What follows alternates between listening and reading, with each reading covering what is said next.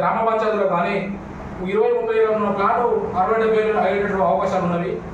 మధ్యతరగతి వాళ్ళు మరి రిజిస్ట్రేషన్ చేసుకున్నటువంటి పరిస్థితులు లేకుండా వాళ్ళు నష్టపోయేటువంటి ఆస్కారాలు ఉన్నాయి. వాళ్ళ బిడ్డల పెళ్ళిళ్ళ కోసం కానీ భవిష్యత్ తరాలకు కానీ పిల్లల చదువులకు కానీ చాలా ఆర్థికంగా నష్టపోతారు. చాలామంది కార్మికులు కానీ కర్షకులు కానీ వ్యాపారులు కానీ ఉద్యోగులు కానీ మరి నాకు చాలామంది కూడా చెప్పడం జరిగింది. మరి తెలంగాణ రాష్ట్ర ప్రభుత్వం మరి అలా పెంచకుండా స్టాంప్ డ్యూటీని మార్కెట్ వాల్యూ పెంచడం వల్ల మేము ఆనందం పెంచడం ఒక ఇబ్బంది ఏం కాదు. కానీ మార్కెట్ రిజిస్ట్రేషన్ స్టాంప్ డ్యూటీ 7.5% నుంచి ఇప్పుడు 3-4% చేస్తే మేమంతా కూడా ఆనందం వ్యక్తం చేస్తాం. మార్కెట్ వాల్యూ తక్కువ పెంచుకోండి కానీ స్టాంప్ డ్యూటీ రిజిస్ట్రేషన్ తగ్గించండి అని మేము కోరుతున్నాం. అది కూడా మరి తెలంగాణ రాష్ట్ర ప్రభుత్వం ఒకసారి పునరాలోచించాలని కోరుతున్నాం. మరి అదే మాదిరిగా ఈ తెలంగాణ రాష్ట్ర వ్యాప్తంగా 142 సబ్ రిజిస్టర్ ఆఫీసులు ఉన్నాయి. వాటికి ఒక